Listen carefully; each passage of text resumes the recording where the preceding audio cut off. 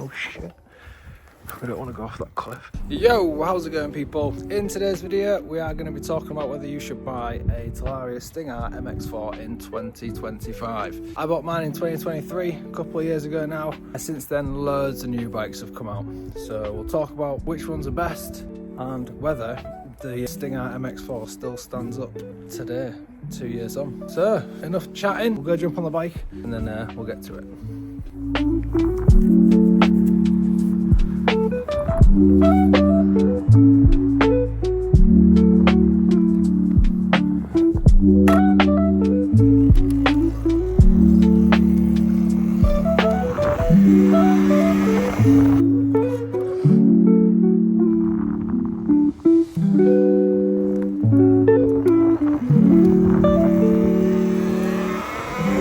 As I mentioned in the intro, I got my bike in August 2023. It's a Talaria Stinger MX4, if you know.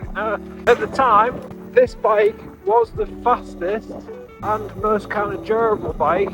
I did originally want a Saron LBX. I was literally just about to buy one, and then this came out. It was a toss between the Talaria Sting and the Saron LBX. Cheers. And then the Stinger came out and I just thought it's a no-brainer. It was faster, it had all the upgraded parts from stock compared to your stock Saron at the time. So it was the right bike for me, basically. Fast forward to 2025. Obviously in that time frame I've registered my bike road legal and done a few little bits and bobs to it. Fast forward 2 years. There is lots of different bikes out now compared to this time 2 years ago. We've got the Saron LBX, we've got the Talaria Sting MX5 or Talaria Sting Pro, we've got the E-Ride Pro SS, E-Ride Pro S, E-Ride Pro SR, and you've got the Romantis as well, which I wasn't a fan of when it first came out. However,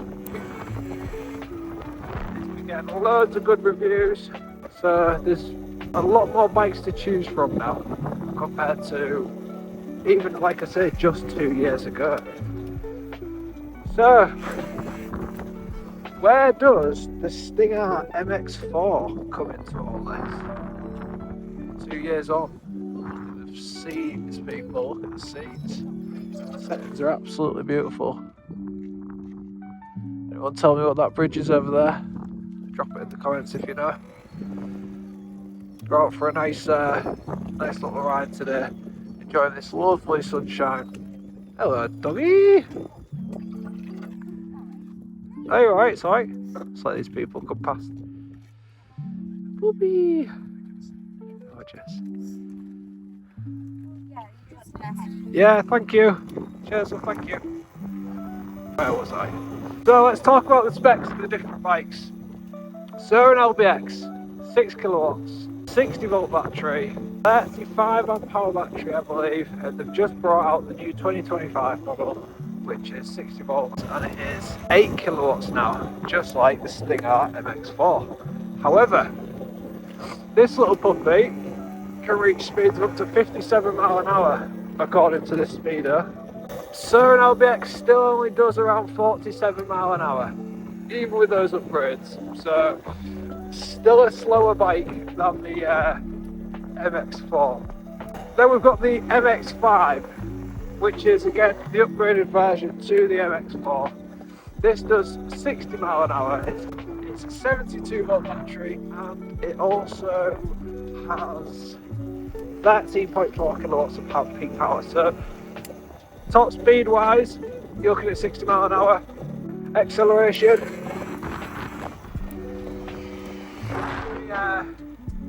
it's going to be much faster, or it's going to be a bit better than the MX4.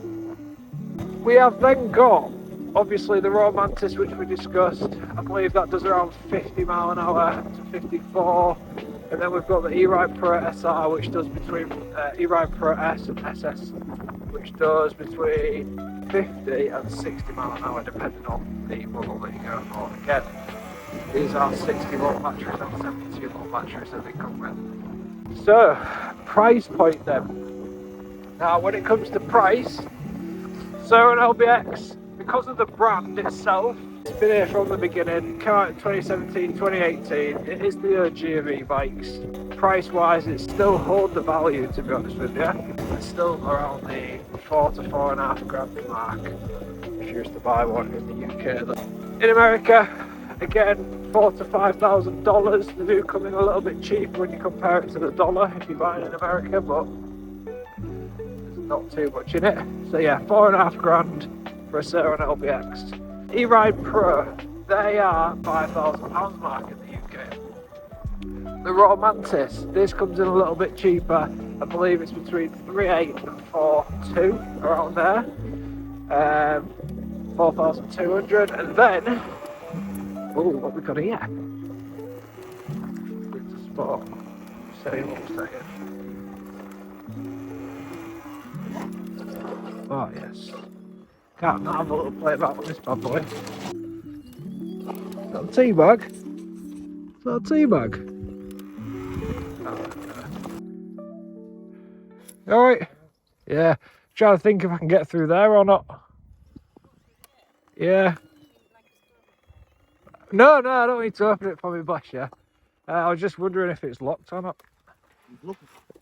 No, I think it's this one, yeah. Thank you, buddy. Appreciate that. Are you guys coming through? No. No? Wait. Hello, Pikachu. puppy. Come, Pikachu. You. It's called Pikachu. Pikachu. Really? Yeah. You actually called it Pikachu? Yeah. That's a cool Too name. much. Yeah, that's a real cool name for a dog. Pikachu. Pikachu. What is this? It's electric. It's electric, nice and quiet. Yeah, that's why you can manage it. That's very true, yeah. Pikachu. Awesome. I'll let you enjoy the rest of your day anyway. Bye. Take care, see you later. Right, I've actually never been down here before, so really cool. Really nice people. Anyway, that dog's called Pikachu. What a cool name for a dog. Anyway, what was I saying? It's alright. No worries.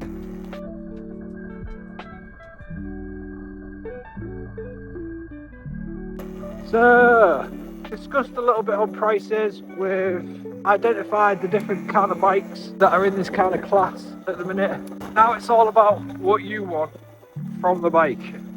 So as an example, using me as an example, I wanted something small but not too small. Something that's going to fit my kind of ride height. Something that that's going to be a bit nimble, that I can get around on trails. Be a little bit sneaky. And I wanted to be able to ride it in the British countryside. I don't even think the Ultra B had come out, and it was a couple of grand more, so it is a different league of bike. But I wanted something that was going to be nimble, quiet, fast and powerful all at the same time. Hiya, thank you. I also wanted something relatively cheap. So electric bikes, you're talking, if you want things like Stark Bag, 7 to 10 grand. And then you've got things like the Ultra B, which is 5 to 6 grand if you wanted the new 21 kilowatt. So you're starting to get into the next league of bikes. I wanted something that was going to be around something similar to the Saron Light B, basically. Price point, 4.5 grand at the time. Saron LBX was the same price. This was 10 mile an hour faster, quicker off the mark, had the upgrades such as the peg brace, better forks. I really liked the idea of it being chain and geared rather than having the belt drive. I do like the idea of a belt drive, but I thought if I'm going to be in and out of forest and things like that, last thing you want is a belt snapping on you when you're out in the middle of nowhere. I couldn't think of much worse, to be honest with you. These were all factors that I considered when I bought my bike. Now you can pick the Talaria Stinger MX4 up for £3,800 now. If you're buying it off places like Alibaba or you want to get a second-hand one, you can get them even cheaper than that. And I just think that's exceptional value for money. 8 kilowatts peak power, which I know in this day and age, over the past couple of years, everything's changed when it comes to power. However, 8 kilowatts is going to give you up to 57 mile an hour. You still got that pop if you want to wheel it around 20 mile an hour, and it's absolutely perfect for riding in forests and things like that. Again, 57 mile an hour. You can't really grumble at that for a stock bike. I think that's pretty decent. £3,800 or less. It's an absolute bargain, to be honest with you. Upgradability for this bike, buying new controllers, buying upgraded batteries. The upgradability is there. It's all there. There's plenty of stuff on the market for you to buy. You can get this to 60 mile an hour plus 70 mile an hour if you really wanted to. Could look at increasing the range as well, depending on what battery you're going to get. So it's all about you really, and what you want from your bike. If you're thinking about buying, oh shit, we don't want to go off that cliff. If you're thinking about buying a bike in 2025 and you don't know what to buy, and you're thinking, MX4 was so last year, bro, but you've got no money and you want to keep the cost down, but you want a good quality bike which is going to last you, go for the MX4. If you've got a bit more money and you want to stretch out, if you can afford to spend an extra grand or even an extra 500 to 800 quid, the Sting Pro, the MX5, obviously that is an upgraded battery, upgraded motor, it's got an upgraded gearbox, it's got motor brakes, so value for money, the MX5. If you can do it, go for it. When you start talking about the MX5, then you get into the kind of Ultra B territory. Ultra B is definitely a bit bigger, power wise, similar kind of power, but the MX5 also comes with that weight difference as well, so it's much heavier than the MX4. That's another thing, the MX4 is still relatively light as well. Compared to the Surin LBX, there's really not much in it, weight wise. Hopefully there's not leaving marks.